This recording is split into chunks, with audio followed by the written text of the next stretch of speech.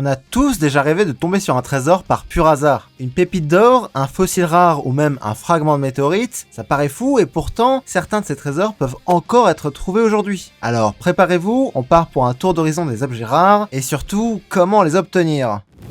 Comment trouver de l'or? Impossible de parler d'objets rares sans parler d'or, probablement le symbole de richesse par excellence. Et c'est pas pour rien, actuellement un gramme d'or vaut 92 € et pour 1 kilo c'est 92 000.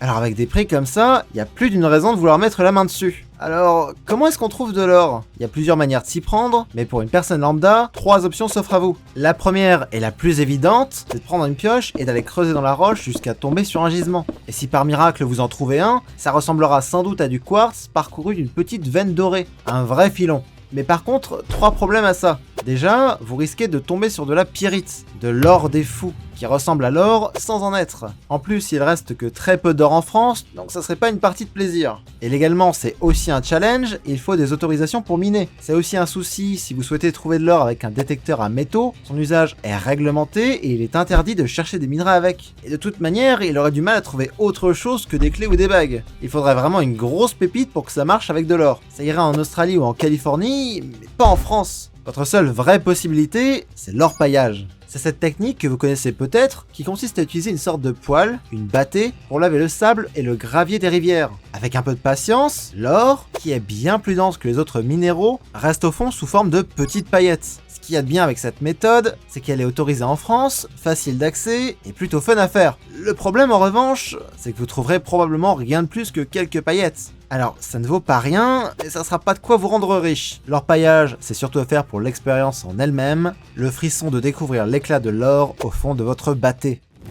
La fortune tombée du ciel. 5 millions d'euros. C'est le prix de vente de Northwest Africa 16 788, la plus grosse météorite martienne jamais retrouvée sur Terre, presque 25 kilos tout de même. Et dur de rester insensible en voyant de tels montants, surtout pour un truc qui est littéralement tombé du ciel. Alors, la valeur du météorite varie beaucoup selon sa constitution et son origine. Pour simplifier, si vous en trouvez une, elle pourra se vendre plusieurs euros par gramme à plusieurs centaines. Et si vous trouvez une météorite lunaire ou martienne, alors là c'est le jackpot, jusqu'à 1000 € le gramme. Alors, comment on trouve ça? Bon, le problème, il est bien là, c'est super rare. En France, c'est pas plus de quelques météorites qui s'écrasent sur le territoire chaque année. Vous aurez plus de chances d'en trouver dans un endroit comme le Sahara, où le climat sec conserve les météorites et les rend plus visibles à la surface. Mais même là-bas, c'est loin d'être gagné. Il faut marcher sur des kilomètres, parfois avec un aimant ou un détecteur, et espérer avoir de la chance. Surtout que la plupart des météorites ressemblent à de vulgaires cailloux. Bon courage!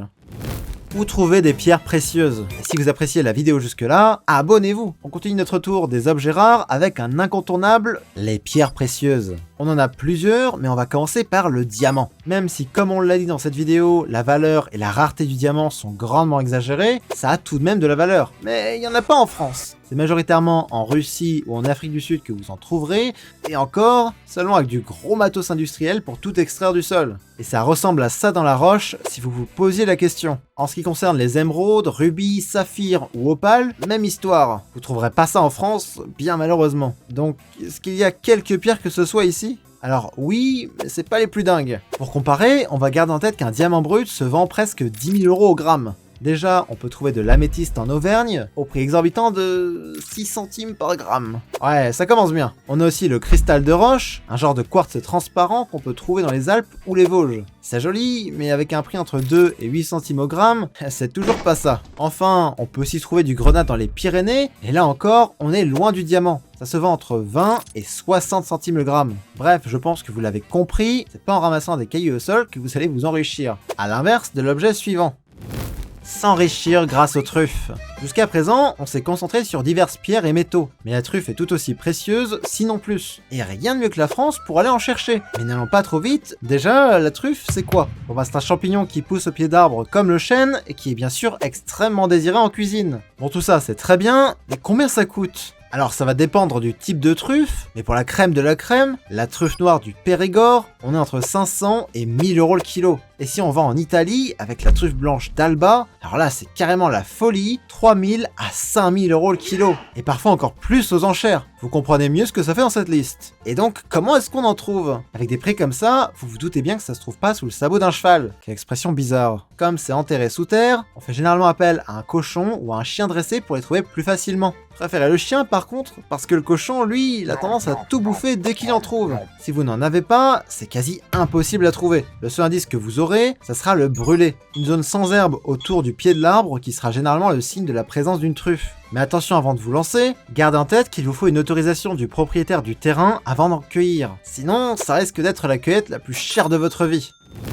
Les trésors de l'ambre. L'ambre, c'est une pierre assez particulière. C'est de la résine d'arbre fossilisée et pas un caillou à proprement parler. Son prix varie beaucoup selon la qualité du morceau, et c'est pas forcément la pierre la plus pure qui sera la plus chère. En fait, il y a des chances pour qu'un morceau d'ambre contienne quelque chose du passé. Ça peut être des insectes, comme ici avec un genre de menthe religieuse, ou plus rare, un lézard. Et quand vous avez un morceau d'ambre vieux de plusieurs millions d'années dans le genre, vous pouvez quand même en tirer plusieurs centaines à plusieurs milliers d'euros. En France, il y en a un peu dans le sud-ouest, mais c'est surtout dans des pays comme la Pologne ou la Lituanie que vous en trouverez. Parfois tout simplement en marchant sur la plage. Alors gardez l'œil ouvert. Devenir riche grâce aux fossiles. Puisqu'on parlait d'ambre, je ne pouvais pas ne pas mentionner les fossiles. Il y a quand même des fossiles de T-Rex qui partent à plusieurs dizaines de millions d'euros. Et donc ça donne envie. Mais alors qu'est-ce qu'on trouve par chez nous? Bon, oubliez tout de suite les fossiles à plusieurs millions, c'est bien plus modeste. En Normandie par exemple, vous pourrez trouver des ammonites, oursins ou coquillages fossilisés. Et ça vaudrait quelques euros à quelques dizaines d'euros si c'était vraiment bien conservé. Ça mis à part, au mieux, vous tomberez peut-être sur des dents de requins fossiles dans le bassin parisien à quelques dizaines d'euros. Mais n'espérez pas beaucoup plus. Les gros fossiles de T-Rex, Triceratops, Diplodocus et compagnie, c'est surtout aux États-Unis que vous en trouverez. Et même si par pure chance, vous tombiez sur un squelette de T-Rex au fond du jardin, eh bien vous aurez à le déclarer, et il y a de grandes chances que ce soit un musée qui en profite, et pas vous. Donc les fossiles, c'est pas le bon plan.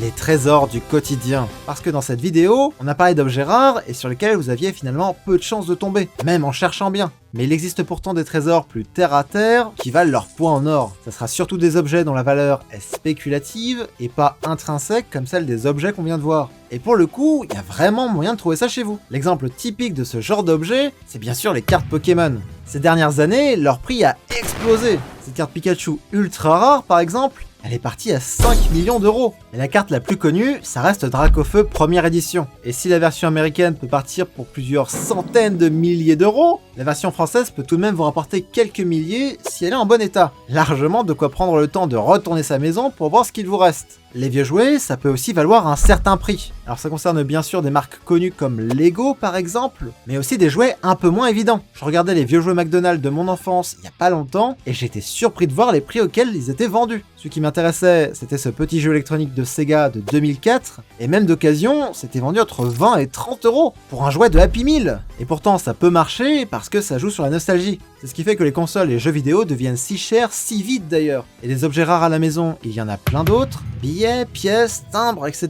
Mais je pense que vous voyez l'idée, et ça suffira pour cette vidéo. Il y a d'autres objets rares dont je n'ai pas forcément parlé, comme les antiquités ou l'argent, ça soit limite légalement, soit similaire à ce dont on a déjà parlé. J'espère néanmoins avoir pu vous donner envie d'aller chercher tous ces trésors, et dites-moi en commentaire les objets qui vous font le plus envie. Si vous avez aimé la vidéo, n'hésitez pas à la liker et à vous abonner. J'ai aussi un Tipeee en description pour ceux qui souhaiteraient aider la chaîne financièrement. En attendant, je vous souhaite de passer une excellente journée. Salut!